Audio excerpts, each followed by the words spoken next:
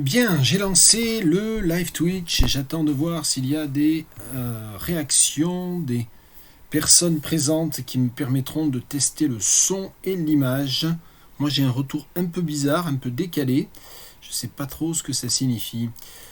Alors aujourd'hui, je fais ce live Twitch alors que la dernière fois, j'avais bien expliqué que j'étais enfin venu à bout de Ulysses. J'avais fini de lire Ulysses en terminant par la fin. Je l'ai lu dans l'ordre, sens linéaire.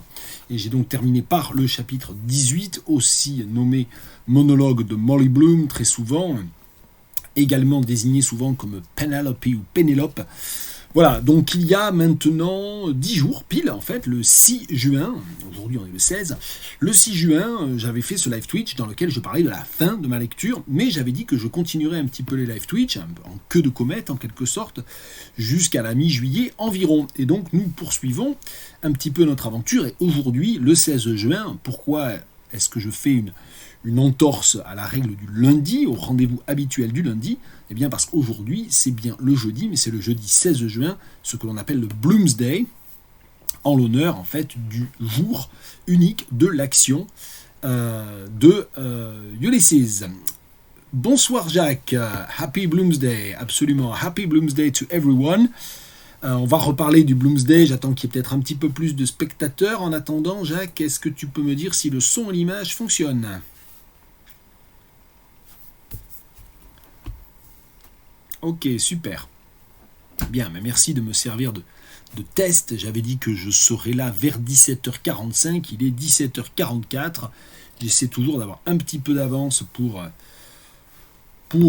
lancer le Twitch et justement éventuellement parer à des petits problèmes techniques. Donc voilà, c'est un peu la tradition. Et donc aujourd'hui, je ne vais pas parler d'une lecture que j'aurais faite depuis la dernière fois, puisque j'ai fini de lire Ulysses. Je n'ai pas eu une minute pour rouvrir le livre d'ailleurs, et ce n'est pas forcément l'objectif.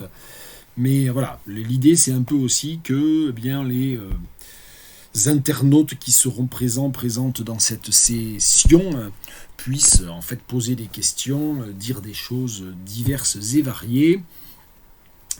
On est donc le 16 juin 2022, donc on est littéralement, si on suit bien sûr la fiction, le 118e anniversaire de la rencontre entre Nora Barnacle et James Joyce, date qui du coup a été incorporée à sa fiction et fictionnalisée par James Joyce, pour en faire le jour où se passe l'intégralité de l'action de Ulysses. Bonsoir Apple and Pears, Happy Bloomsday, absolutely. Et c'est la première fois de ma vie que je fais le Bloomsday.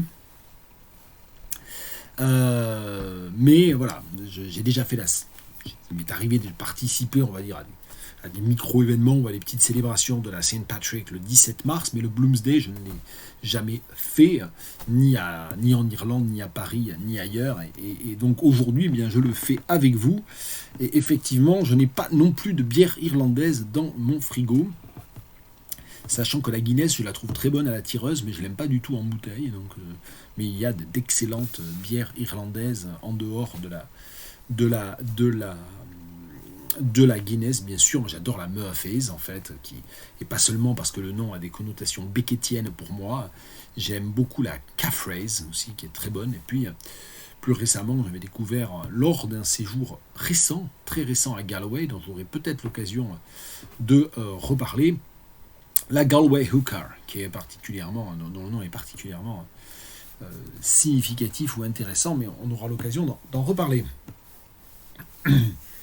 Bien, donc là, vous êtes deux à vous être manifestés, on va dire, Jacques et Apple and Pears, deux fidèles parmi les fidèles. Je ne sais pas si vous avez raté si vous avez raté beaucoup de sessions ou de séances, tous les deux. Donc j'en profite pour vous remercier publiquement, quoique en petit comité. Les vidéos, de toute façon, je le rappelle, je sais que Jacques aussi Jacques, oui, t'en avais raté une ou deux, je crois, à un moment donné où tu étais en déplacement, où c'était vraiment impossible pour toi. Mais on va dire globalement, c'est pas un cours, je fais pas l'appel, donc je sais que j'ai fait une quinzaine moi-même ouais, une quinzaine de lives, je sais jamais si celui-ci c'est le 15e, le 16e, je sais jamais trop. Mais j'ai fait une quinzaine de lives et voilà, il y a des personnes qui ont assisté à facilement 12, 13 de ces lives et qui les ont animés, qui ont participé, qui ont écrit dans le chat et voilà, et vous en faites partie, donc c'est pas surprenant du tout de vous retrouver là. C'est un plaisir pour moi, vraiment, voilà, puis ça a permis d'avoir une sorte d'échange un peu régulier, irrégulier, parce qu'il y a eu des interruptions, mais depuis début février, et ça nous a permis d'aller de l'avant, et ça nous a permis de lire un peu Ulysses. Et effectivement, j'allais reparler d'ailleurs du stockage sur YouTube, hein, qui fait partie des choses dont éventuellement on peut parler aujourd'hui. Jacques dit qu'il n'a pas l'impression d'en avoir manqué, puisqu'on peut les retrouver. C'est effectivement un des intérêts du projet, je ne sais pas, mais c'est le stockage. Alors il se trouve que Twitch, quand on n'a pas un compte professionnel, quand on n'a pas un compte payant en fait, Twitch n'archive les vidéos ne laisse les vidéos disponibles que pendant 15 jours. Donc ça implique, et c'est presque la chose que je trouve la plus saoulante en fait dans ce projet Ulysse centenaire, je dois l'avouer. C'est une des choses que je trouve le plus saoulante, c'est à la fin du live, après vous avoir dit au revoir, je dois donc... alors je laisse ouvert l'application Twitch Studio Beta, mais je vais par ailleurs sur mon navigateur, dans mon compte Twitch, je vais sur la vidéo qui s'est déposée dans mon studio Twitch, je fais clic droit, je fais télécharger la vidéo, et comme elles sont super lourdes, les vidéos qui sont générées par Twitch, ça prend facilement 1 ou 2 heures déjà de la formater, de la télécharger, et ensuite ce fichier, une fois qu'il s'est mis sur mon ordinateur, c'est des fichiers qui font entre 25 et 30 gigas, je comprends même pas comment c'est possible, mais bon, peu importe. Une fois que ça c'est fait, ensuite je le télécharge sur YouTube. La dernière fois, la semaine dernière, il y a 10 jours, j'ai d'ailleurs dû laisser mon ordinateur allumé parce qu'il était 11h30 du soir, et 11h ou 11h30, et vraiment voilà, j'avais plein de choses à faire le lendemain, je devais me lever très tôt et j'étais crevé, et donc j'ai laissé tourner l'ordinateur toute la nuit, ce que j'aime pas du tout. Mais bon voilà, et donc le lendemain matin, évidemment, la vidéo était téléchargée sur YouTube. Donc c'est presque la chose la plus lourde. Alors ça se fait tout seul, c'est l'ordinateur qui le fait, mais malgré tout, je trouve ça très, très, très, très casse-pied. Mais le grand avantage de ce truc casse-pied quand même, c'est qu'il y a quelques personnes qui n'accèdent pas à Twitch, hein, qui n'ont pas de compte Twitch, qui ne viennent pas sur le live et qui le regardent après. Donc voilà. Donc ça, non, c'est pas du boulot vraiment, hein, Jacques, j'irai pas jusqu'à dire ça, mais c'est vraiment de la bande passante. Et je précise, je le dis parce qu'on ne sait jamais, hein, si vous êtes, vous avez les personnes qui interviennent, il y a au moins un spectateur, au moins de par ce que je vois, parce que ça j'ai pas encore très bien compris à quoi me servent tous les petits mouchards que j'ai autour de mon retour ici. Tiens, je vais prendre une photo que vous voyez, je la mettrai après sur Twitter, que vous voyez à quoi ça ressemble. Je l'ai jamais fait ça. Ouais, je vais me prendre en photo, je vais prendre l'écran en photo, vous allez voir ce que ça donne. Et oui, je disais peut-être qu'il y en a certains parmi vous, donc moi je vois qu'il y a 3 spectateurs, il y en a 2 qui me parlent dans le chat, mais je vois pas grand chose d'autre. Si ça se trouve, en fait vous êtes 6, mais ça ne comptabilise que les spectateurs qui ont un compte Twitch. Je sais pas, j'ai aucune idée. Bon, peu importe. Qu'est-ce que je voulais dire? Je sais pas. Oui, au cas où certains d'entre vous soient tentés de faire des live Twitch, et moi ça me plairait beaucoup, hein, que les uns ou les autres avec qui on a pu échanger, que je connais mieux maintenant, voilà, on se connaît mieux maintenant, on a l'impression de se connaître et on se connaît un peu mieux maintenant, ça m'intéresserait beaucoup, hein, que vous-même vous produisiez des contenus, comme on dit assez laidement, mais que vous fassiez des live Twitch. Voilà, il faut juste que je vous prévienne que le côté... vous avez vu déjà le côté la prise en main, il m'est arrivé de merdouiller, pour le dire vulgairement, 2-3 fois. Et puis surtout, si vous n'avez pas un compte payant, et si vous voulez garder une archive, soit pour vous, soit même carrément pour la téléverser sur YouTube ou sur un autre hébergeur de vidéos, voilà, il faut savoir que même avec... comment ça s'appelle, même avec la fibre, ici j'ai la fibre, hein, même avec la fibre, en étant tout près en fait de la Livebox, voilà, je mets un certain temps à récupérer le fichier généré et à le téléverser. Alors il y a eu, je crois, 2 ou 3 fois sur la quinzaine de live où le fichier MP4 faisait 3 gigaoctets seulement. Et c'est pareil, les live Twitch duraient 1 heure et quart, il y avait eu des interventions dans le chat. Je ne sais pas pourquoi, 2 ou 3 fois, ça a généré des fichiers de 3 gigaoctets, qui étaient d'une qualité identique d'ailleurs, enfin je n'ai pas du tout compris, mais la plupart du temps, ça génère des fichiers de 27, 28, parfois 30 gigaoctets. Bon. Et j'ai pas trouvé de moyen de demander un format inférieur, quoi, parce que parfois il y a des sites qui permettent ça, qui permettent de dire, bah voilà, je le télécharge, mais je le télécharge en qualité diminuée. Ce qui, déjà vu la qualité, l'intérêt, encore les livres derrière moi, c'est peut-être ce qu'il y a de plus graphique, de plus regardable. Mais voilà, enfin, déjà la qualité de l'image n'est pas hyper importante dans ces Twitch. Et voilà, et le son, si on entend à peu près ce que je dis, je pense que c'est une archive convenable. Mais j'ai jamais trouvé la manipulation. Bon. Voilà un petit peu. Bien, mais je pense qu'on va peut-être pas être très très nombreux. Je vais peut-être pas non plus. Je suis flou. D'accord, ok. Est-ce qu'il y a des problèmes d'image et de son pour les autres aussi? Je m'interromps juste pour le dire. Bon, en attendant que vous me disiez si ça marche, si ça marche pas. Ok, alors je peux pas ouvrir, je préfère ne pas ouvrir. Merci Jacques, tu nous dis ça n'a aucun rapport à un autre thème, mais tu étais à la BNF. C'était alors comme je vais pas ouvrir le YouTube parce que je sais pas en ouvrant un YouTube si ça va pas créer des effets de sonore un peu pénibles. Donc je ne sais pas, est-ce qu'il s'agit du comment dire, du mouvement en fait de protestation d'un certain nombre de chercheurs, d'intellectuels, d'artistes, d'écrivains contre les nouvelles modalités d'emprunt pas d'emprunt d'ailleurs, mais de consultation d'ouvrages à la BNF. Ah non, d'accord, c'est les mardis de l'Oulipo. Non, parce qu'il y a un gros mouvement maintenant de protestation depuis un mois qui ne fait que s'amplifier. Il y a eu beaucoup d'événements hier, je crois. C'était peut-être pas mardi d'ailleurs, hier à la BNF. Pour protester contre les nouvelles modalités de gestion et contre les modalités de consultation des documents. Il y a une restriction de la communication des documents. En fait, il y a un appauvrissement énorme du travail des chercheurs, un énorme appauvrissement des capacités de travail des chercheurs dans les nouvelles modalités de la BNF. Et donc un face-à-face assez... qui est un peu un dialogue de sourds, du côté de la direction de la BNF, c'est un peu n'importe quoi apparemment. Donc moi je suis ça totalement par procuration sur les réseaux sociaux, donc j'avais pensé que c'était peut-être ça, mais j'en profite pour le signaler, voilà. Allez regarder sur Twitter le hashtag BNFgate par exemple, bon, des choses comme ça, et vous verrez 2-3 choses, il y a eu... Voilà, donc le son est nickel, l'image est floue, mais ça c'est pas grave. Voilà, si c'est moi qui suis flou, si on m'entend bien, on pourrait presque le faire. Je pourrais presque couper l'image. Je devrais peut-être essayer ça une fois, après tout continuer en mode radio, voir si à l'arrivée ça génère des fichiers moins lourds, puisque je parlais de ça. Il faudrait peut-être que j'essaie ça une fois. Bien voilà, donc tant qu'on y était, donc merci. Donc, pour répondre. C'est compliqué la communication, mais c'est bien, on prend le temps. Jacques, merci pour le lien vers les mardis de l'Oulipo. J'irai regarder ton lien une fois que j'aurai fait le live. Et puis par ailleurs, j'en ai profité, même si c'est amusant, on est dans c'est très joycien en un sens.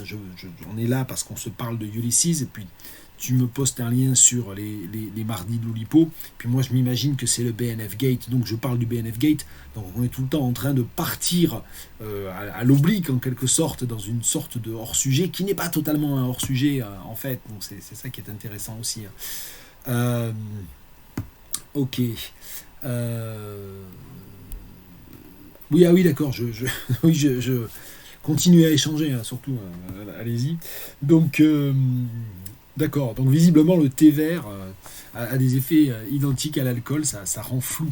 Non, mais je pense que c'est des questions de connexion, de qualité de connexion personnelle. Je ne sais pas si vous avez vu mon t-shirt, qui est un t-shirt qui commence à être assez abîmé. Je suis même allé avec ça à la fac en vélo aujourd'hui. J'ai eu assez chaud. Je suis revenu d'une réunion à la fac en vélo.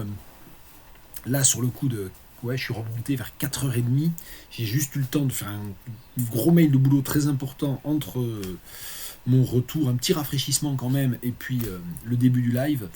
Mais voilà, et donc je suis en short et en t-shirt. Ça m'arrive pas très souvent d'aller à la fac en short. D'ailleurs, les collègues directeurs, directrices de département m'ont regardé un peu comme ça.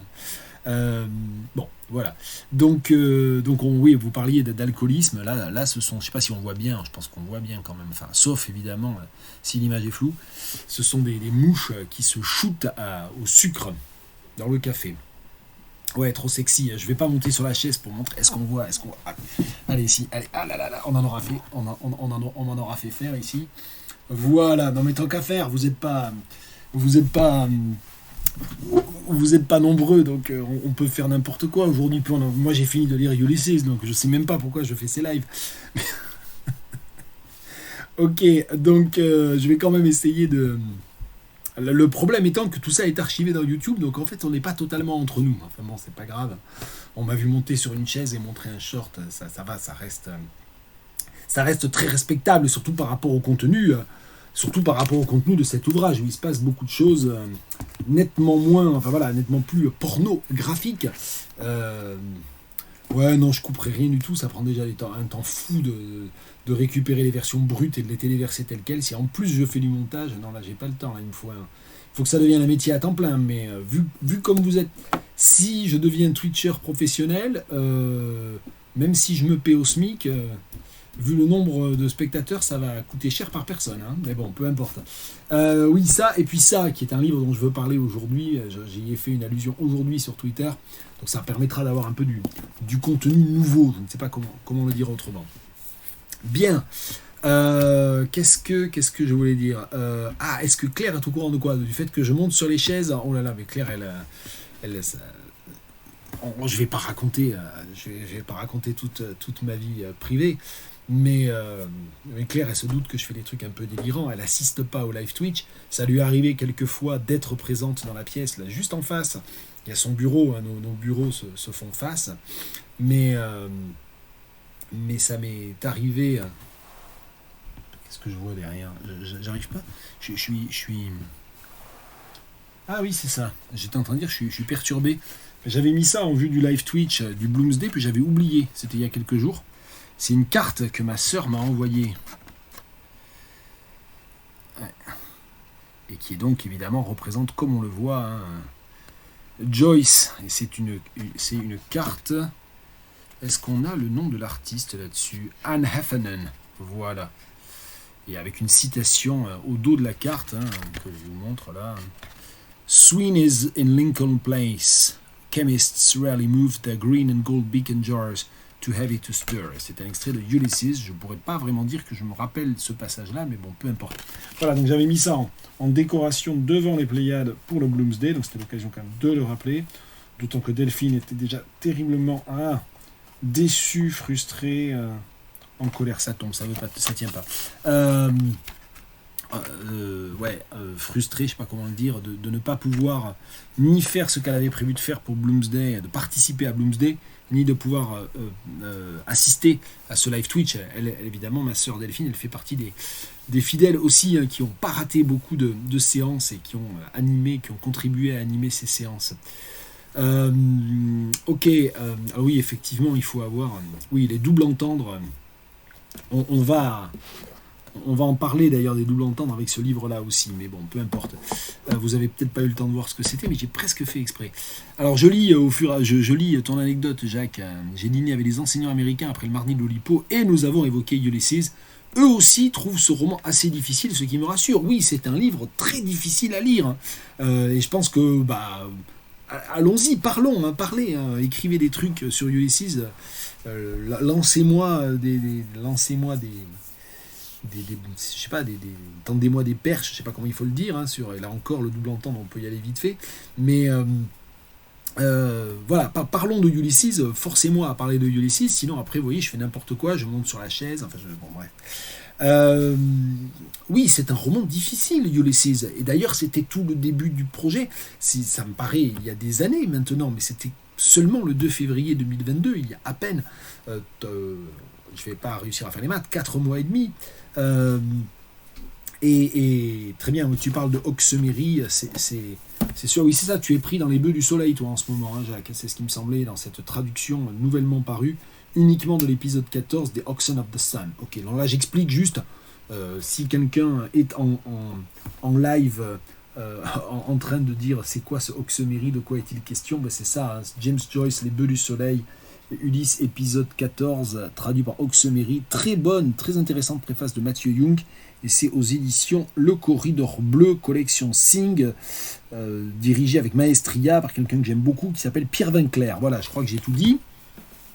Et on pourrait récapituler juste en répétant des choses que j'ai dites, des conseils que j'ai donnés, d'aller très régulièrement, moi je ne le fais pas systématiquement, mais d'aller très régulièrement consulter le Ulysse par jour, fuir est une pulsion.net de Guillaume Vissac, hein, qui publie chaque jour un fragment traduit en français avec souvent plein d'états différents et d'états antérieurs et de versions alternatives de Ulysses, hein, qui progresse, et qui a commencé il y a 10 ans et qui aura fini dans 20 ou 30 ans, hein, à peu près.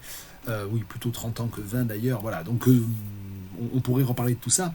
Donc oui, j'en reviens, je réagis à ce que tu dis, hein, ta conversation avec des enseignants, des universitaires ou je ne sais pas, américains, disant qu'ils trouvaient Ulysses très difficile. Oui, c'était le point de départ de ce live Twitch. C'est-à-dire, qu'est-ce qui s'est passé? Il s'est passé que...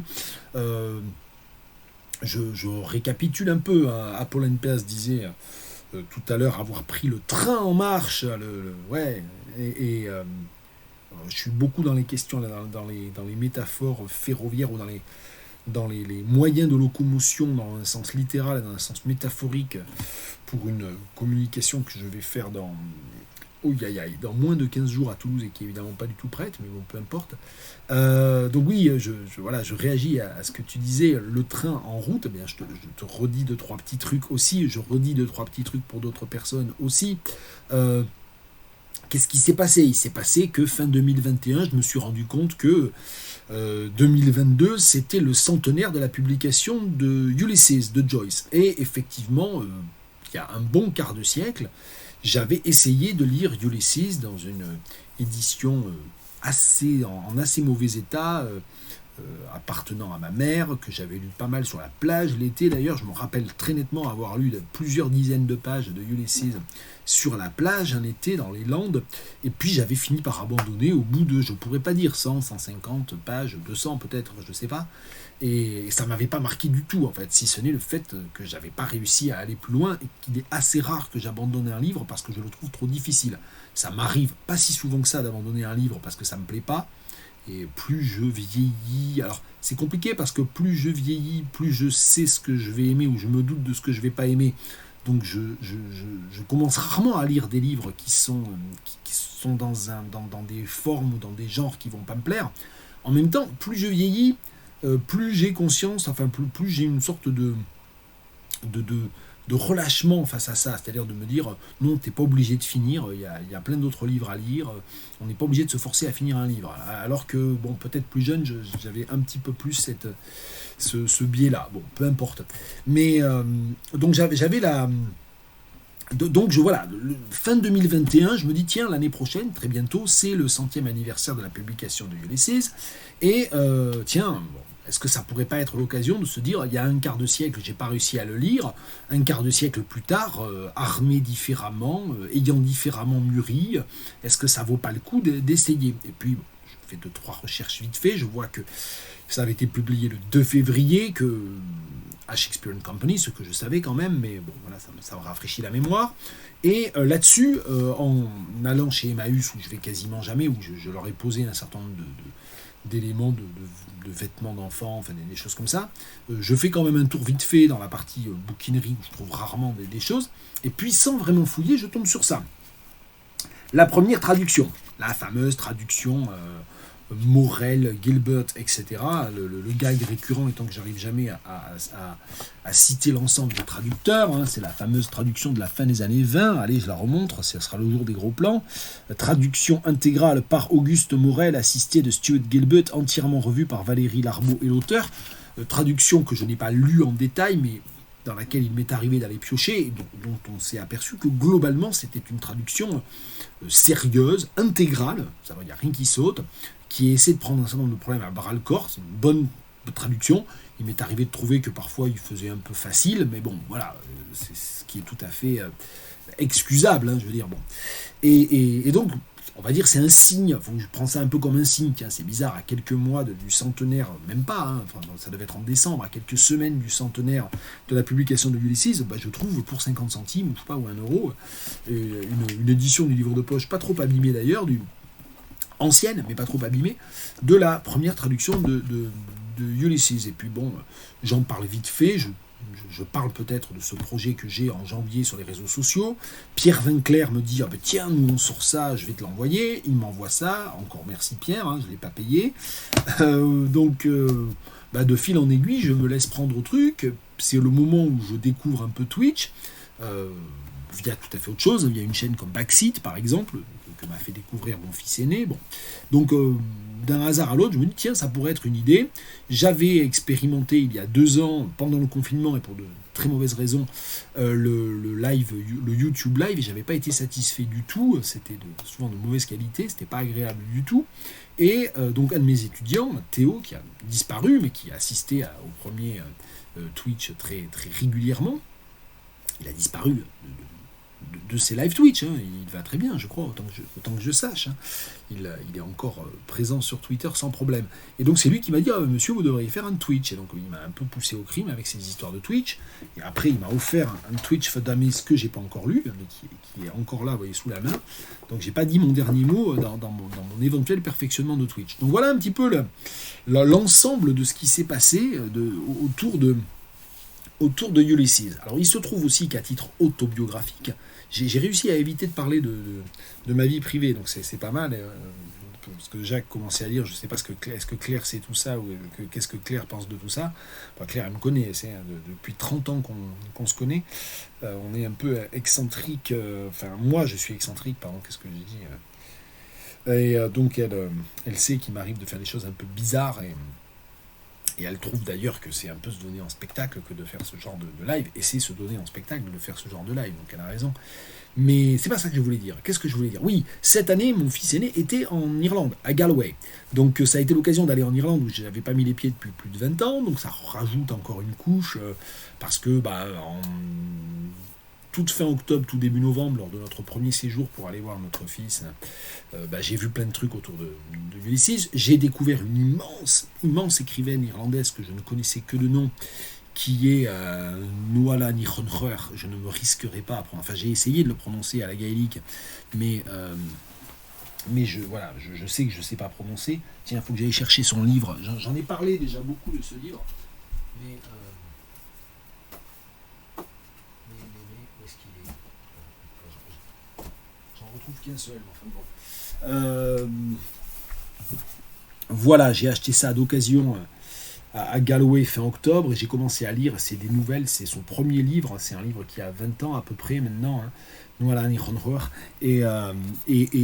j'ai été, pour moi, ça a été la découverte de 2021. Et c'est une écrivaine irlandaise. Et qu'est-ce que j'ai découvert en cherchant d'autres livres d'elle lors de mon second séjour, hein. Là, en février, je venais à peine de commencer les live Twitch, de me lancer dans l'Ulysse centenaire. Je découvre qu'elle a écrit ce livre, que j'ai acheté aussitôt, mais que j'ai commencé à lire seulement il y a quelques jours, parce que je voulais avoir fini de lire Ulysses d'abord.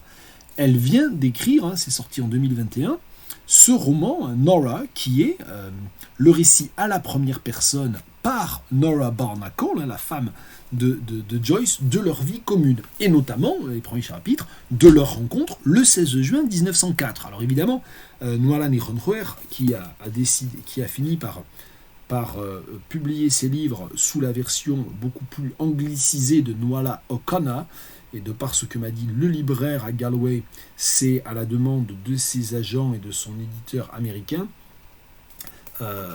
Nuala O'Connor, donc je vais continuer en donnant son nouveau nom, on va dire en quelque sorte. Nuala O'Connor, elle s'est certainement appuyée sur les grandes biographies, la biographie de Richard Ellman, dont j'ai parlé plusieurs fois, bien que je ne l'ai jamais lu. Voilà, et donc ça fait beaucoup de choses. Ça fait effectivement beaucoup de choses qui ont fait que ça a fini par donner un peu cette résonance à ce projet. Mais il n'en demeure pas moins Ça fait presque 10 minutes que j'essaie de répondre, de réagir à ce que disait Jacques. Il n'en demeure pas moins que oui, le point de départ, c'était est-ce que je vais être capable de lire Ulysses? Pas de relire Ulysses, puisque je ne l'avais jamais vraiment lu. De lire Ulysses. Et en fait, il n'y a pas de problème, il n'y a que des solutions, il n'y a pas de questions, il n'y a que des réponses. En même temps, c'est faux, il n'y a que des questions sans réponse aussi, et ça c'est tout ce que le postmodernisme aussi nous aura appris, c'était qu'il y a plein de réponses à une seule question, mais qu'il y a aussi finalement de très nombreuses questions sans réponse. C'est vraiment postmodernism 101, hein, postmodernism for dummies, ce que je viens de dire, mais enfin, ça a un fond de vérité, je crois quand même. Et en fait, le point de départ de Ulysse Centenaire, c'est le titre que je donne à l'ensemble de ce projet, à l'ensemble de ces live Twitch dont vous êtes les co-auteurs. Hein. Voilà, c'est vous. Hein. Sans vous, ça n'existe pas, ça ne peut pas exister. La réponse, le point de départ, c'est vais-je être capable de. Et en fait, la réponse, c'est le projet lui-même. C'est grâce au projet que j'ai pu lire Ulysses. Sans vous, sans le rendez-vous hebdomadaire, pas toujours absolument régulièrement hebdomadaire, avec ces Twitch, je ne serais jamais allé au bout de Ulysses. Si on essaie de dresser un bilan comme ça, un peu à la hache, il y en a un certain nombre parmi vous qui n'auraient jamais lu Ulysses non plus. J'ai pu prendre un café il y a une semaine avec Louis, qui participait un petit peu au live Twitch au début, puis qui a eu plein d'autres choses à faire, donc il a un peu lâché l'affaire, et qui m'a dit, voilà, il a essayé de lire un petit peu il a essayé de lire Ulysses, puis là, il s'est arrêté parce qu'il trouvait ça vraiment trop dur, mais il a essayé de le lire en anglais, en plus, alors qu'il n'est pas angliciste au départ, donc niveau de difficulté supplémentaire. Bon. Donc ça veut dire aussi que le live Twitch, il a permis ça. Il a permis à certains de se dire, tiens, je vais essayer quand même d'y regarder de plus près. Moi, il m'a permis de le lire en entier. Ma sœur, qui l'aurait peut-être pas lu sans ça, non seulement l'a lu, mais a adoré. Bon, moi, je l'ai lu en entier et j'ai des réserves. Et néanmoins, c'est un très grand livre de littérature. Et c'est un comment dire, un major landmark. Enfin, c'est j'arrive pas, un jalon essentiel de l'histoire de la littérature mondiale, et ça reste indubitable et indiscutable en quelque sorte, et c'est donc important de l'avoir lu. Donc je suis très content de m'être forcé avec vous et par vous, par le live Twitch, à lire Ulysses. Voilà un petit peu où on en est, mais il n'en demeure pas moins donc que c'est un texte très difficile. Moi je n'ai réussi à le lire que comme ça, quand le saucissonnant un peu, c'est-à-dire en faisant des pauses, en me forçant vite, oh mon Dieu, le dimanche notamment, c'est arrivé plusieurs fois, le dimanche, demain je fais un live Twitch et j'ai pas avancé d'une page, clac, je me prenais 1 ou 2 heures pour lire un certain nombre pour avancer dans ma lecture, pour pouvoir le lendemain rendre compte, hein, c'est ça, hein, rendre compte à vous de l'avancée du projet, de l'avancée de ma lecture. Donc c'était un peu ça. Mais voilà, il n'en demeure pas moins que c'est un livre très difficile à lire, et ça n'a fonctionné aussi que parce que j'ai accepté de laisser beaucoup de choses sur le côté, j'ai accepté de ne pas comprendre un très grand nombre de choses, et c'est un peu inévitable, c'est un texte qu'on ne peut lire qu'en acceptant d'en perdre, et d'en perdre beaucoup. Et je crois que c'est, comment il s'appelle, Patrick Hastings, dont ma sœur m'a offert le livre, qui le dit. Hein. Allez, voilà, on fait un peu la revue d'effectifs aujourd'hui, à défaut d'autre chose. Voilà, Patrick Hastings le dit, il dit, j'en suis à ma 15e lecture intégrale de Joyce, et il le dit à propos du monologue de Molly Bloom, je le lis différemment à chaque fois. Bon, ben c'est normal, c'est sans doute aussi le signe que pour les personnes qui se l'approprient de cette manière-là, c'est une très grande œuvre. Donc c'est pas seulement un jalon littéraire majeur dans l'histoire de la littérature, c'est aussi une très grande œuvre qui résonne fortement pour certains lecteurs et beaucoup moins pour d'autres, et c'est bien normal. Voilà un petit peu ce que je pouvais dire. Une dernière chose, après je réagis, ouais, enfin je vais le dire tout de suite, je m'interromps. Par rapport à ce que dit Apollon Pears, oui la chaleur n'aide pas, c'est vrai que quand il fait très chaud, qu'on a du mal à dormir, on n'a pas forcément envie de lire des choses très compliquées non plus, je peux tout à fait comprendre ça. Donc c'est peut-être aussi pour ça, inconsciemment je m'étais fait une sorte de bornage, j'avais dit ok le projet et ma lecture de Ulysses commence le 2 février, centenaire de la publication, et je veux le borner au Bloomsday 16 juin, et je m'y suis tenu. Mais voilà, je voulais juste redemander à Apollon Pears, je sais plus, toi tu en es à... ah oui, c'est dans le grand... je sais plus. Dans Circe, c'est ça, non, je crois que Apple and Pairs, mais je confonds peut-être les participantes au Twitch. Bien. Alors, autre chose aussi par rapport à la difficulté de Ulysses. C'est un texte difficile, très difficile. Il y a peut-être un effet, retour involontaire, rétrospectif. Je suis coincé au bordel. Voilà, ça c'est une belle phrase, très bien. Mais on en sort du bordel, hein, donc par définition. Donc c'est pas, du coup c'est pas Circe. Si, c'est Circe. On en sort. Steven en sort, et même d'ailleurs d'une certaine manière, c'est pas vraiment c'est pas vraiment du spoil, ce n'est pas vraiment du divulgachage, c'est Bloom qui sort, qui extrait Steven du bordel. Bon, donc on en sort du bordel, et ça peut être en allant de l'avant. Très honnêtement, un des avantages en fait d'un livre comme celui-là, mais ça peut être juste le Joyce Project en ligne, on va sur le Joyce Project et puis on va au chapitre suivant. C'est d'ailleurs une discussion que j'ai eue avec Louis au café vendredi dernier, c'était vendredi dernier. Je bosse tellement que je comprends un peu toutes les semaines moi en ce moment. Je bosse beaucoup, mais ça ne m'empêche pas quand même de faire des Twitch et d'aller au café avec des amis et de discuter de plein de choses. Donc quand même, heureusement, je me plains pas non plus. Mais c'est ce que je lui disais, franchement, voilà, faut pas hésiter à aller lire Molly Bloom en sautant 15 chapitres. Enfin voilà, faut pas hésiter. Moi très honnêtement, je serais presque à... Ouais, je serais presque à le doigt de dire aux gens, vous lisez le chapitre 1, vous continuez, si le 2 et le 3 vous saoulent, et c'est normal qu'ils vous saoulent, dans un sens, vous sautez, vous allez lire le 4, etc. Enfin, on peut vraiment le lire comme ça aussi.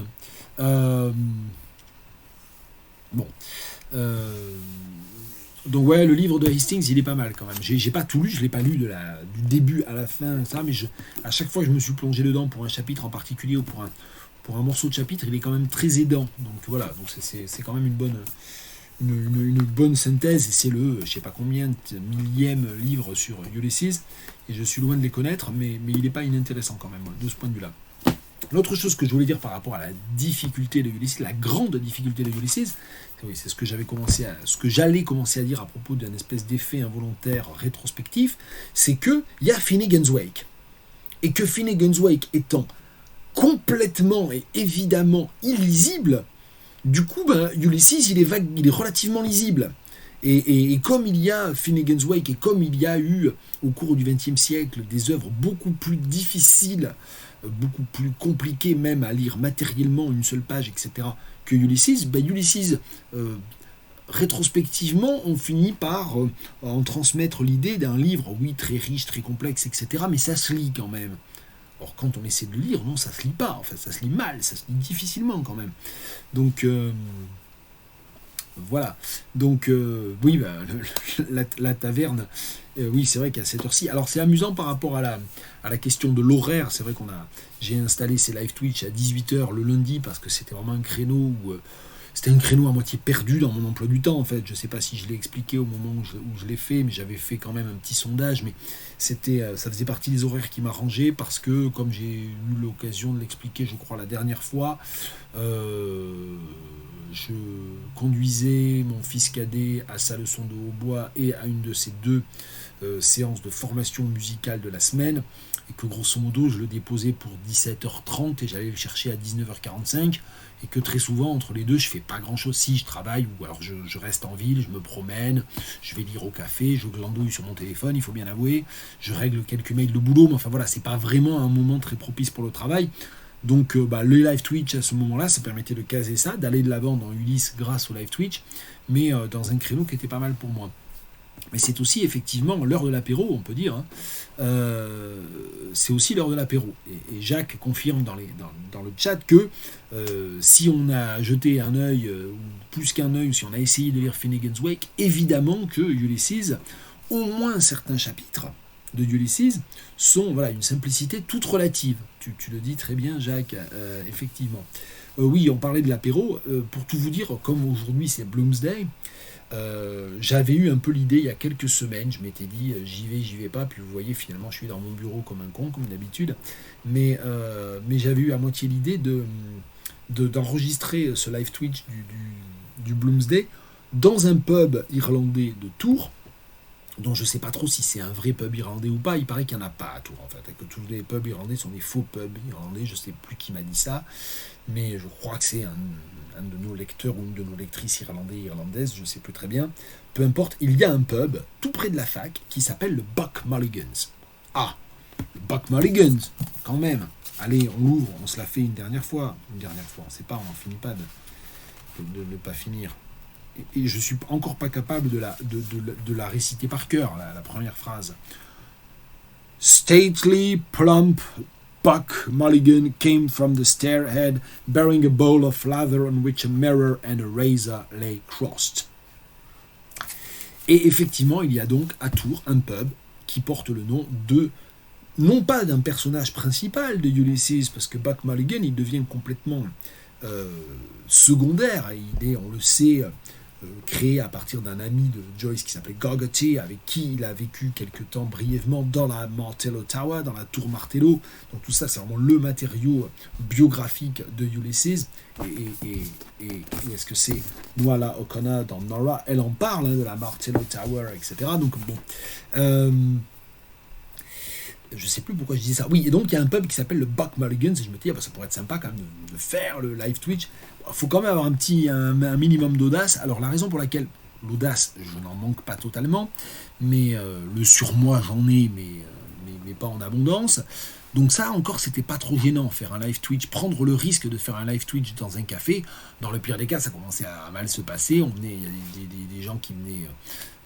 parasiter plus ou moins d'ailleurs agréablement, peut-être désagréablement le live Twitch, fin du live Twitch, et puis on se revoyait le lendemain. Vous auriez bien compris que j'étais pas en mesure de poursuivre. Mais c'est surtout que je suis pas du tout client du Buck Mulligan's. J'ai dû y boire un verre il y a des années, j'y vais jamais, donc voilà, si j'avais... Alors, je dis pas si j'étais un pilier de bistrot ou un pilier de comptoir, mais enfin si les personnes qui tiennent ce pub me connaissaient un peu, j'aurais pu risquer le truc en disant tiens, j'aimerais bien, etc. Quelle serait la meilleure heure, l'heure la plus calme pour que je fasse ça sans déranger tout le monde. Ça aurait pu être sympa. Bon, ça reste à l'état de ça aurait pu être à l'état de fiction, de réalité alternative, je sais pas comment le dire.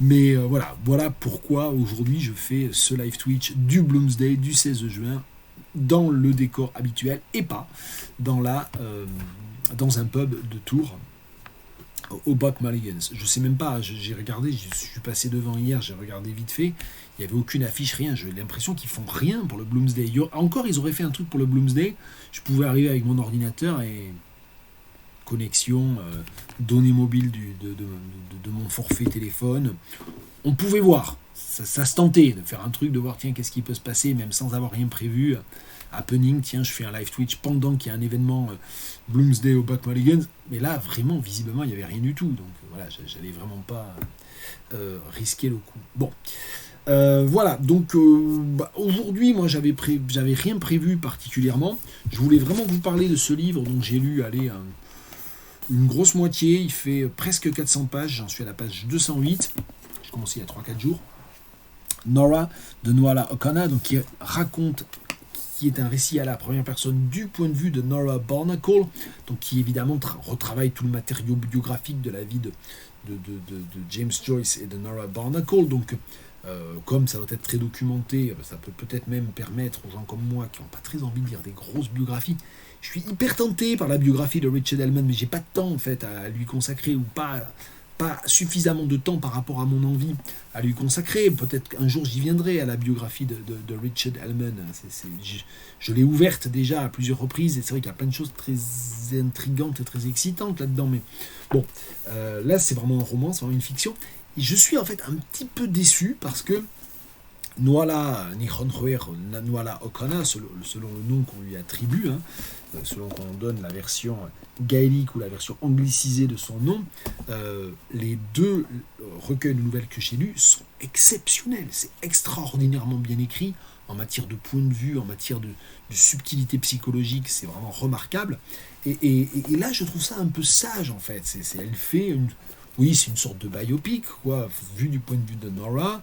avec tous les éléments un peu attendus en termes de sexualité, en termes de dèche, en termes de problèmes d'argent, voilà. Donc, je ne sais plus si j'avais eu l'occasion d'en parler ou pas, mais j'avais lu une biographie dessinée, un roman graphique qui est une biographie, oui, j'en ai parlé lors des premiers live tweets, je crois, de Joyce, qui a été faite par un Espagnol, je ne sais plus comment ça s'appelle, j'ai plus les références, puis là je l'ai pas sous la main, hein, mais donc que j'avais lu dans la traduction anglaise, hein, donc des éléments biographiques de Joyce, j'ai commencé à en avoir un certain nombre qui se mettent en place de manière plus nette au fur et à mesure de ma lecture de Ulysses et de quelques éléments secondaires, mais voilà. Et donc c'est un petit peu sage quand même, mais c'est bien, enfin franchement c'est bien. Alors Noala Nirenroer, il faut vraiment foncer. Moi j'ai pas encore eu. J'ai pas évidemment lu grand chose d'elle encore parce que c'est une découverte relativement récente. J'ai lu 2 recueils de nouvelles. Je cherchais l'autre tout à l'heure quand je suis allé farfouiller. Je le retrouvais pas. Donc bon, j'allais pas passer 2 heures à chercher alors que vous êtes en stand-by. Mais ça, c'est son premier recueil de nouvelles et c'est exceptionnel, franchement. Et si ça se trouve, en fait, donc ça, c'est son premier livre. Je sais jamais s'il date de 2003, 2004, voilà. Publié en 2004. Ça, c'est l'édition révisée de 2009. Et ça, c'est donc son tout dernier roman de 2021, et je trouve que c'est assez sage en fait. Je trouve son écriture un peu. Je ne sais pas s'il y a des agents, des éditeurs qui sont passés par là pour l'assagir, pour la canaliser, pour la rendre plus marketable ou pas. Il faudrait que j'aille voir vraiment ce qu'elle a écrit juste avant, là au cours de la dernière décennie aussi, pour vraiment me faire une idée, mais je vais le faire. À un moment donné, je vais lire tout Noala Nirenroer, hein, je vais vraiment trouver ça. Sauf si je continue à être un petit peu déçu. Un petit peu, hein, c'est bien, franchement, c'est un bon livre. Hein, puis j'ai même pas fini de le lire, donc je peux difficilement juger globalement. Et puis voilà, je prends du plaisir, j'ai pas à me forcer à le continuer pour le coup. Il y a des très belles pages, mais je trouve ça un petit peu sage par rapport à ce livre-là que j'ai vraiment pris comme un coup de poing dans la figure. Et c'est assez court en plus, hein, ça fait le premier recueil de nouvelles, il fait 150 pages, et en plus elles sont très courtes les nouvelles, hein, et ça aussi j'aime bien, moi, les formes très courtes, j'aime bien les micro-nouvelles. Alors c'est pas exactement des micro-nouvelles, mais pas loin quand même. Il y en a combien ? Il y en a 3, 6, 9, 12, 15, 18, 23. Donc il y a 23 nouvelles, 140 pages. Vous faites les maths, hein, c'est 6-7 pages en moyenne par nouvelle. Donc, oui, le livre, Nora, c'est clairement une commande, ou une envie qu'elle avait aussi. Hein, c'est-à-dire, bon, voilà, c'est certainement quelqu'un qui est nourri de Joyce, de la vie de Joyce. Puis bon, Noala Nirenroer, je crois qu'elle est galwegienne, je ne veux pas dire de bêtises. Ils disent qu'il y a 22 nouvelles dans la 4e couverture. J'ai dû me planter là. Ah non, voilà. Elle est, alors, Noala Nirenroer, d'après la bio qui est sur la 4e couverture, hein, j'arrête pas d'oublier. C'est comme ça, vous pourrez faire un arrêt sur image plus tard si vous voulez. Elle est née en 70, donc elle a 50 ans, et elle est née à Dublin, mais elle vit et travaille à Galway. En tout cas, en 2009, à l'époque de la réédition de son premier recueil de nouvelles, elle vivait à Galway. Donc Galway, Dublin, c'est les terres Joyce Barnacle, quoi. Nora Barnacle, elle est originaire de Galway. Il y a d'ailleurs tout un chapitre qui se passe à Galway quand Nora rentre après plusieurs années en Italie pour un bref séjour pour présenter en fait les 2 premiers enfants du couple Joyce Barnacle à la mère et aux oncles, à la mère de Nora à la mère et aux oncles de Nora. Et donc il y a des descriptions très brèves comme ça de Galway, mais moi qui suis allé récemment 2 fois, voilà, donc c'est son matériau, donc c'est sans doute une commande. Disons que si elle a évoqué ça vite fait avec un éditeur ou avec un agent, ils ont dû lui dire ah oui, fonce, l'année du centenaire de Joyce, on va pouvoir fourguer du Joyce, vas-y. D'ailleurs ça n'a pas loupé, hein, j'ai dit Nora, bon ok. Et j'avais pas identifié au départ que Noala O'Connor c'était cette écrivaine qui m'avait tapé dans l'esprit, dans l'intellect, dans le je sais pas quoi de 3 mois plus tôt. Donc oui, c'est sans doute une commande. Alors, ouais, Jacques, oui, de nombreux flashbacks. Oui, elle travaille énormément des structures de type analepse, prolepse, c'est-à-dire des ruptures, et des ruptures qui ne sont pas toujours hyper évidentes. C'est vraiment The Wind Across the Grass, c'est vraiment le summum pour moi de l'art de la nouvelle. C'est-à-dire, elle joue avec toutes les possibilités, à la fois les contraintes et les possibilités de la nouvelle, qui sont l'ellipse l'ellipse, le non-dit, et puis des éléments d'intensification, d'accélération très soudains, etc., liés aussi à des éléments, oui, d'analepse. Alors, je ne les ai pas relus, là, les nouvelles, je les ai lues vraiment au moment où je les ai achetées.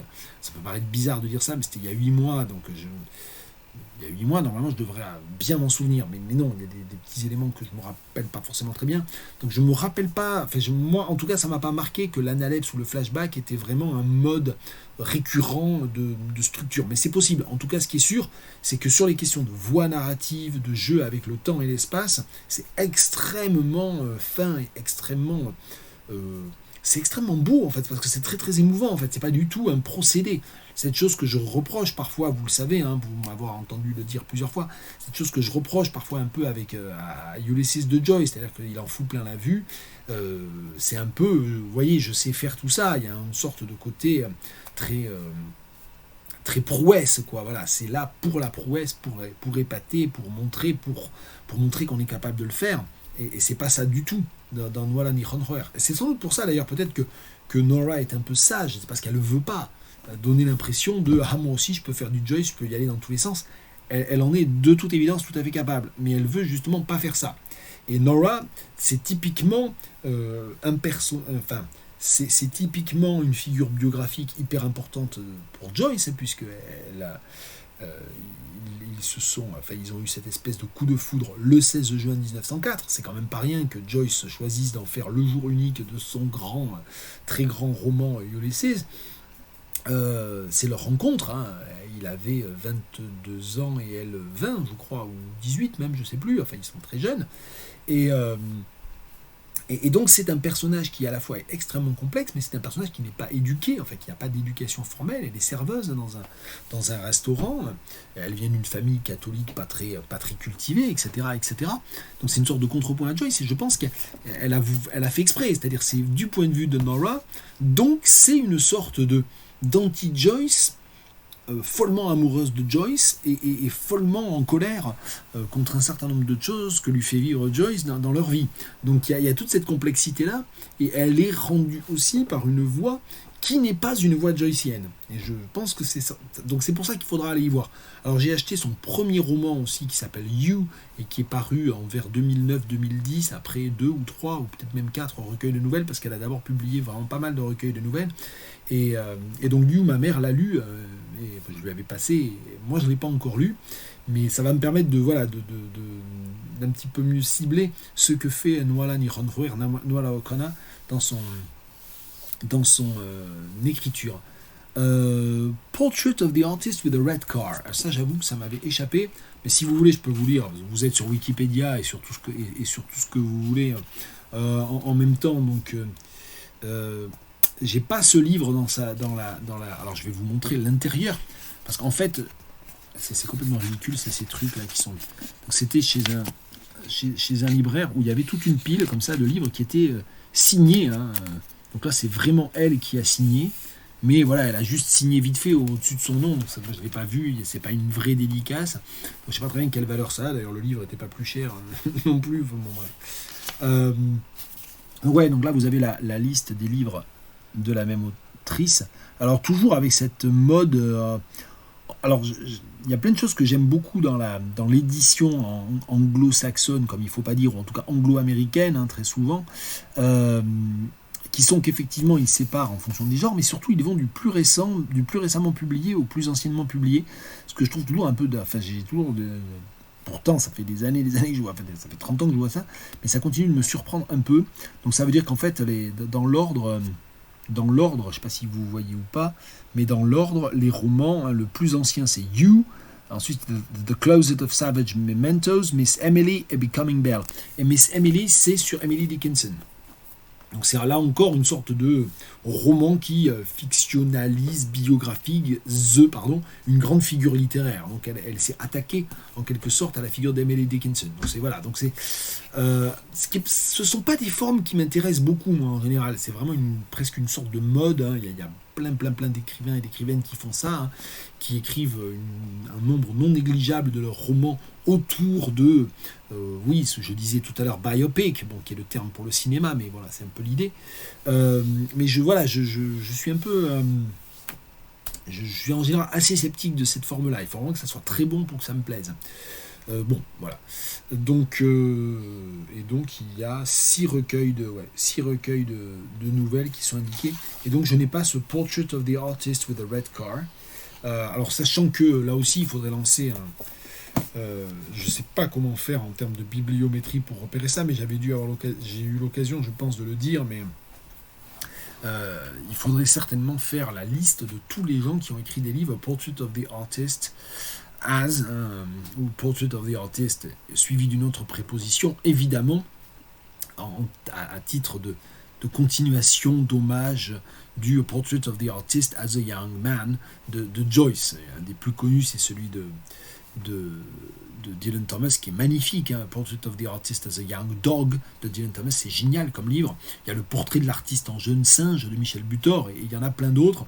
J'avais eu l'occasion, je crois, de parler, peut-être pas dans le live Twitch, mais dans mes vidéos, je range mon bureau, d'un recueil de poèmes qui s'appelle, je sais plus comment, mais qui est Portrait of the Artist as a, je sais pas quoi, que j'avais acheté chez un bouquiniste à Galway. Bon. Voilà, donc à rechercher ce Portrait of the Artist with a Red Car, c'est peut-être un... Je sais pas pourquoi il n'est pas dans la liste de ces livres. C'est curieux d'ailleurs.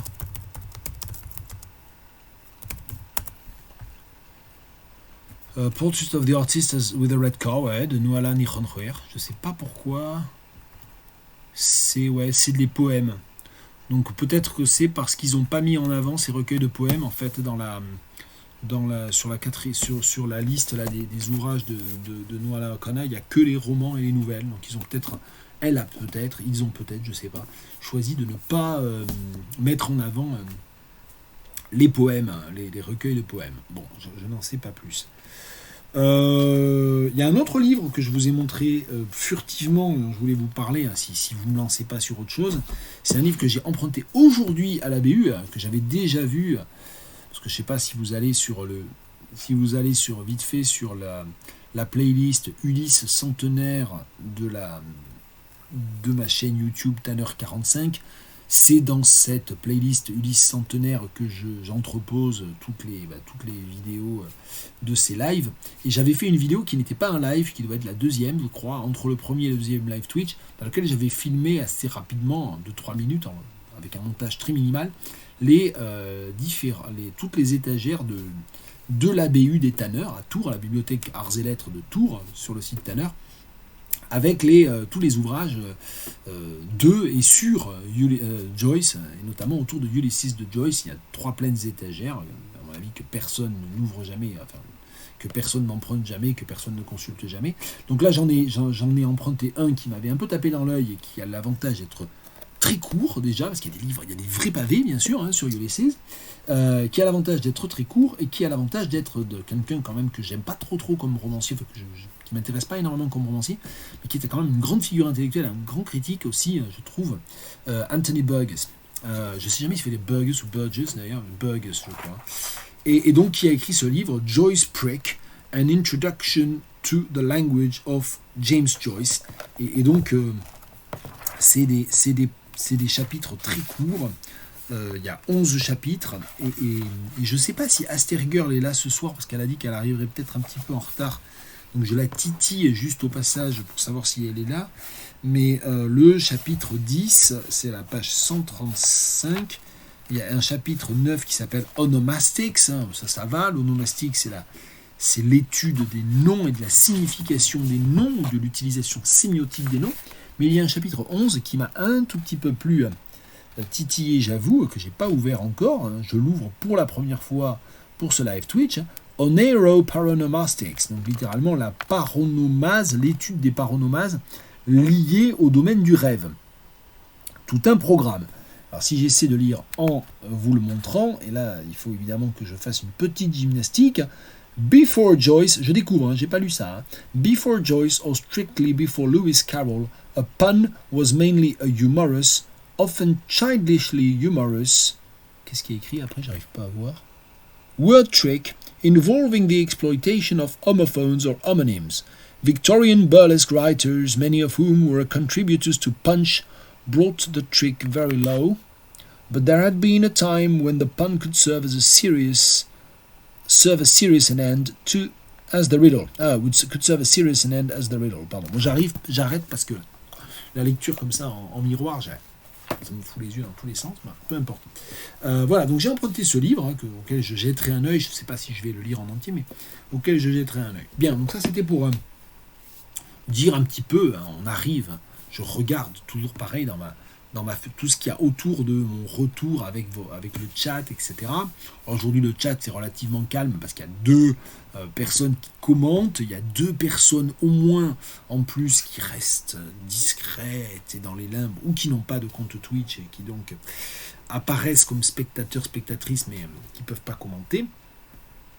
Donc voilà, on arrive à 1 heure, je vois 59 minutes et 52 secondes au moment où je dis ça.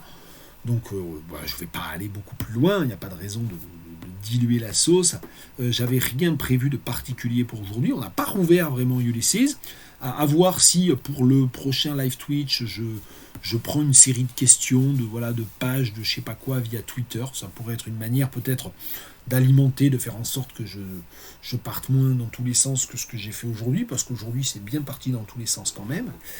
Mais bon, voilà, donc je vous ai conseillé Nwala Okona, ça a été ma découverte un peu de l'année, et à coup sûr ma découverte irlandaise de l'année. Je vous ai conseillé Nwala Okona, je vous ai dit que j'allais jeter un œil à Anthony Burgess, à Joyce Prick, ce livre de Anthony Burgess, qui est un livre ancien, d'ailleurs c'est pas sur Ulysses, c'est sur le langage de Joyce d'ailleurs, j'avais pas fait attention. 1973. Normalement, un bon universitaire cite les dates des ouvrages. Donc voilà, j'essaie de me rappeler que je suis là, que je suis censé aussi parler, même si c'est en marge de mon métier, mais je suis quand même censé ne pas totalement m'éloigner de mon statut d'universitaire, on va dire ça comme ça. Il y a une question à laquelle j'ai pas répondu parce que j'étais un peu embarrassé, c'est quand Jacques m'a dit genre Toni Morrison pour l'enchâssement. Pas réellement en fait, parce que Toni Morrison, honte à moi, je connais pas si bien que ça, j'ai pas tout lu de Toni Morrison, loin de là, mais puis je l'ai pas lu récemment, et en fait Toni Morrison n'est pas une écrivaine que j'aime énormément, je la trouve pas très facile à lire, et je la trouve pas, c'est pas que ça me tombe des mains, mais ça me passionne pas absolument. Donc voilà, donc il y a toute cette question-là. Je réagirai sur les lettres à Nora après d'ailleurs, c'est encore un autre aspect du prolongement du projet d'ailleurs. Mais pour Toni Morrison, en fait, là où c'est forcément différent, en tout cas, je peux juste répondre là-dessus, c'est que l'utilisation de l'enchâssement et du flashback ou de l'analepse chez Toni Morrison, elle se fait au sein de structures romanesques extrêmement complexes, alors que justement, dans les nouvelles de Nolan et Ronroer, et c'est peut-être pour ça d'ailleurs que je me rappelle plus bien comment ça fonctionne, cette chose-là, très précisément, c'est au sein de nouvelles, donc c'est de nouvelles très brèves, parce qu'une nouvelle de 30 pages, on peut commencer à faire des choses extrêmement complexes. Bon voilà, mais ici c'est pas le cas réellement. Il faudrait que je relise Beloved, parce que Beloved je l'avais lu, je l'ai lu, j'avais 20 ans, donc ça fait très longtemps en tout cas, et c'est le moment où j'ai lu à peu près les Morrison que j'ai lus. J'avais bien aimé Sula, j'avais beaucoup aimé Sula, j'ai pas réussi à lire Tar Baby, en fait, ça fait partie des livres que j'ai pas fini, et j'ai lu Beloved en entier, j'avais bien aimé, mais j'avais pas été enthousiasmé, c'était vraiment le moment où tout le monde découvrait Beloved, et moi, voilà,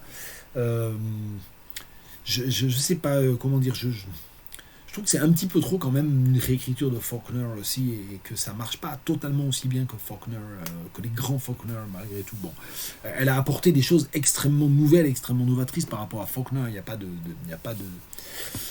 voilà. Mais je pense, enfin voilà, tout le monde adore Beloved, donc c'est pas possible. C'est moi qui suis passé à côté de quelque chose. Donc pour le coup, peut-être qu'un jour je ferai un projet live Twitch. Relire Beloved, et parce que pour le coup, je l'ai lu en entier.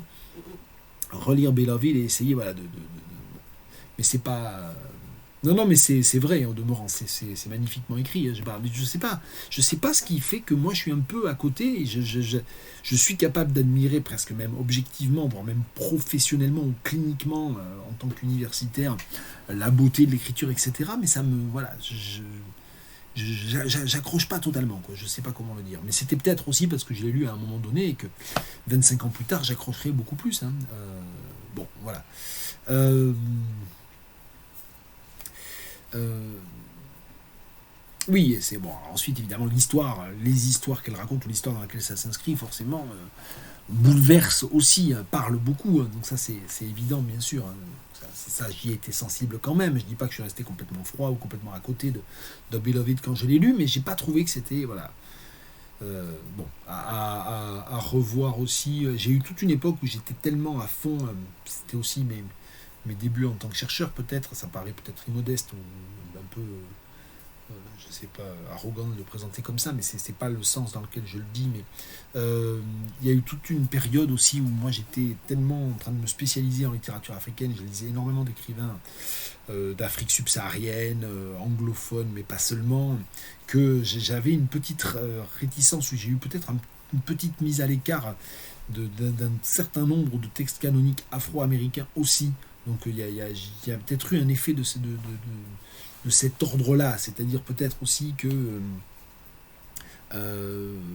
peut-être qu'inconsciemment j'aurais aimé que tout le monde lise H.E.B., Farah, Noapa, etc., comme tout le monde lisait Morrison aussi. Peut-être, je sais pas, c'est peut-être aussi quelque chose de cet ordre-là. Mais là, je suis pas sûr, hein, c'est peut-être en essayant de chercher aussi des mauvaises raisons voilà, de créer livrer une forme d'autocritique par rapport à ça. Je sais pas, je suis pas sûr. Bien, voilà, donc je voulais juste dire ça. Donc peut-être que pour la séance suivante, je sais pas quand elle sera d'ailleurs, ça sera pas lundi parce que là c'est la semaine d'examen, donc ça va être très compliqué. Je sais pas trop encore. Peut-être que je referai jeudi d'ailleurs. C'est peut-être jeudi soir, à nouveau, prochain, que je vais avoir un peu de temps. Ou un peu moins pas de temps, je sais pas comment le dire, parce que là on a des épreuves de rattrapage et des oraux et des copies et des machins tout le temps. La semaine prochaine, ça va être un peu l'horreur. Et la semaine d'après, je suis absent toute la semaine et je suis en déplacement pour un événement de recherche. Donc, il va falloir que je trouve un peu de temps aussi pour écrire ma communication, peu importe. Donc, je sais pas trop. Bon, je vous tiens au courant, on se tient au courant via Twitter, hein, de toute façon. Peut-être que sur Twitter, si j'annonce une date, un horaire à nouveau pour un live Twitch, peut-être que j'en profiterai pour aussi dire, tiens, de quoi pouvons-nous parler. Lancez-moi une page de l'édition Alma, une phrase, voilà, qui vous intrigue, qui vous interpelle, que vous aimez, et puis on parlera de cette phrase, hein, ça peut être ça aussi, hein, continuer à parler de Ulysses pendant que vous êtes encore dans la lecture, alors que moi j'ai terminé, mais pourquoi pas, hein. J'ai pas lu Paolina Chiziane. Alors, Paolina Chiziane, elle a eu un prix très important, le prix Camões, je crois, l'an dernier. Prononciation non garantie, hein. Camões, le grand poète portugais. Je crois qu'elle a eu le prix Camões et que c'était, il me semble, la première africaine lusophone à parler, à obtenir le prix Camões. Et donc je l'ai pas lu encore Paolina Chiziane. Il faut vraiment que je la lise. Donc c'est bien de me faire cette piqûre de rappel. Mais Jacques, vraiment, je compte sur toi, soit sur Twitter, soit ailleurs, etc. Pour à un moment donné, en juillet, en septembre, etc. Me dire au fait, est-ce que tu as lu Paolina Chiziane, parce qu'il va falloir m'embêter avec ça, parce que je l'ai pas acheté, donc elle est vraiment pas sur ma pile, donc il faudra vraiment me relancer dessus. Mais ça m'avait bien titillé, donc très bien. Le Parlement conjugal de Paolina Chiziane, mais voilà. Bon, si ça se trouve, je vais m'en rappeler tout seul, mais je vais finir par pas seulement me dire ah oui c'est super important, mais par vraiment le faire, l'acheter et le lire. Mais voilà. Voilà, donc écoute, on en reparle et j'espère pouvoir en reparler, mais je me souviens plus, elle est quoi, elle est angolaise, non, je sais jamais, j'avais lu 2-3 articles au moment où on a pas mal parlé d'elle lors de l'obtention du prix Camões, parce qu'il s'est passé plein de trucs, il y a plein d'Africains et d'Africaines qui ont eu des prix littéraires un peu vraiment importants, quoi, pas des prix un peu de niche ou marginaux. Et il y a eu Gourna qui a eu le Nobel, il y a eu Diop qui a eu le Man Booker Prize, hein. Il y a eu de la Paolina Chiziane, et tout ça c'était un peu en même temps, hein. Il y a évidemment Mbogarsar qui a eu le Goncourt, enfin voilà, il y a eu plein de prix comme ça là en quelques mois, hein, parce que le Goncourt c'était en novembre, le Nobel c'était en octobre, je crois que Shiziane elle a eu le Camouinch juste avant l'été, donc voilà, donc il y a eu tout ça. Mozambique, voilà, j'avais une chance sur deux quasiment, parce que bon, il y a le Cap-Vert, mais il y a assez peu il y a peu d'écrivains et d'écrivaines quand même au Cap-Vert. D'accord, ok, donc elle est mozambicaine. J'ai risqué Angola et je me suis planté. Bien. Mais j'arrête pas de me tromper, j'arrête pas d'intervertir le Mozambique et l'Angola, y compris géographiquement d'ailleurs. Donc voilà, ça c'est. Je formulais quelques autocritiques par rapport peut-être à des mauvaises raisons que j'avais de ne pas avoir totalement adoré Toni Morrison, de ne pas totalement être fou de Toni Morrison, mais je continue l'autocritique. Merci pour la vérification. Et puis surtout, vraiment, je compte sur toi, Jacques, pour me remettre dessus. Donc j'ai bien noté qu'Apollon Pears sera absente la semaine prochaine, mais il n'y a pas besoin de mots d'excuse ici, donc c'est pas un problème. Je termine juste en faisant un petit clin d'œil. J'avais dit, je ne sais pas si Astergirl est là ou pas, mais comme Astergirl m'a parlé de ce livre hier, ça n'a aucun rapport avec Joyce. C'était juste pour dire qu'aujourd'hui à la BU, j'avais emprunté Joyce Prick de Anthony Burgess et j'ai emprunté The Underground Railroad de Colson Whitehead. Voilà, tiens, puisqu'on parle d'auteurs afro-américains, voilà.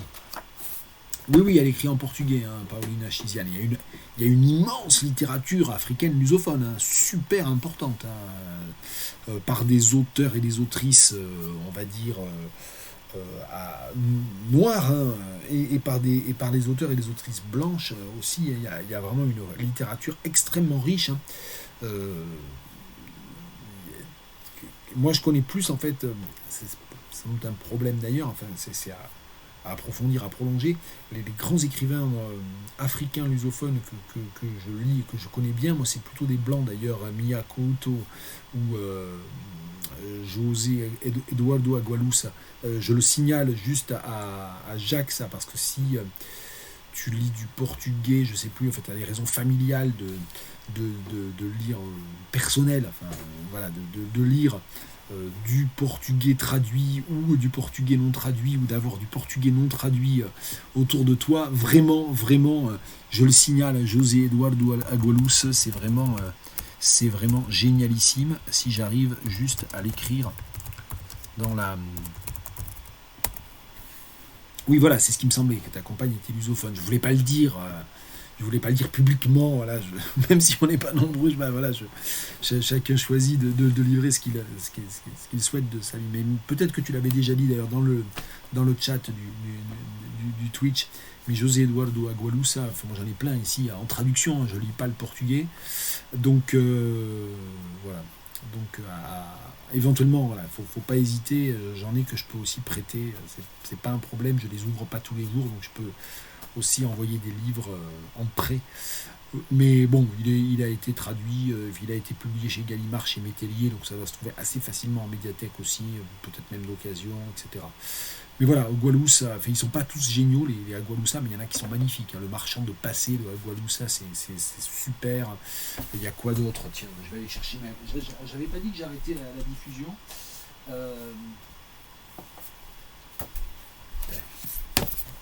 Tout ça, c'est mes Agualusa, tiens, voilà. Alors, Agualusa, ça n'a rien à voir avec Joyce, mais rien. Hein. Théorie générale de l'oubli, ça c'est super. En fait, ils sont bien, ouais. Théorie générale de l'oubli, 2000, je sais pas quand. Le premier que j'avais lu, c'était 2012, celui-là. Le premier que j'avais lu, c'était celui qui était sorti chez Gallimard, Continent Noir, La Saison des Fous, traduit par Michel Laban, et lui il est angolais, hein, Agualusa. Ça, c'est très très bien. Ça, c'est très très bien, traduit par Cécile Lombard. Il est très court en plus. Ah oui, il est vachement court, il fait que 120 pages, celui-là. Tiens, ben voilà. Moi, 2004, traduction Métellier chez Métellier, 2006. Traduction Cécile Lombard. Le marchand de passé. Ben, écoute, si tu trouves le marchand de passé, il est super. Ça, c'est un des derniers qui est très déconcertant à la reine Ginga, je sais pas comment dire, et comment les Africains ont inventé le monde. Il est déconcertant. Traduit par Daniel Schramm. Je crois que c'est jamais la même personne qui traduit qui traduit à Gualoussa. S'il y en a deux qui ont été traduits par Geneviève Leibrich, c'est ceux-là. Théorie générale de l'oubli et Barocco tropical. Bon, enfin à un moment donné aussi, à la librairie portugaise, ils en auront forcément plusieurs, ou alors tu leur pètes un scandale. Non, je plaisante, tu regardes les quatrièmes de couverture, mais le marchand de passé, c'est vraiment super. Enfin, et puis d'un point de vue post-colonial, c'est waouh. Bon, bref. Mais et donc lui, il est blanc, il est angolais et il est blanc. Et bien entendu, il faut lire Antonio Lobo Antunes. Non mais les lusophones nous requièrent, voilà. On va dire ça comme ça. Donc finalement, voilà. Je pense qu'on a bien fait le tour. On a parlé de beaucoup de choses. On a échangé autour de pas mal de choses. Donc il y aura d'autres live Twitch à voir en fonction des envies, en fonction des humeurs, en fonction des disponibilités et des miennes. À voir. Voilà. Donc Nuala O'Connor, José Eduardo Agualusa, j'espère que je vous les ai vendus sans aucune espèce d'action dans l'affaire. Voilà. Mais alors oui, Nuala O'Connor, Nuala Nichontroyer, je ne l'ai pas dit, rien de traduit. Absolument rien de traduit. C'est une écrivaine extraordinaire, très, très connue en plus dans le monde anglophone, et elle est complètement en dehors des radars éditoriaux français. Bien. Elle, il faudra la lire en anglais. Il n'y aura pas le choix. Tant que c'est pas traduit.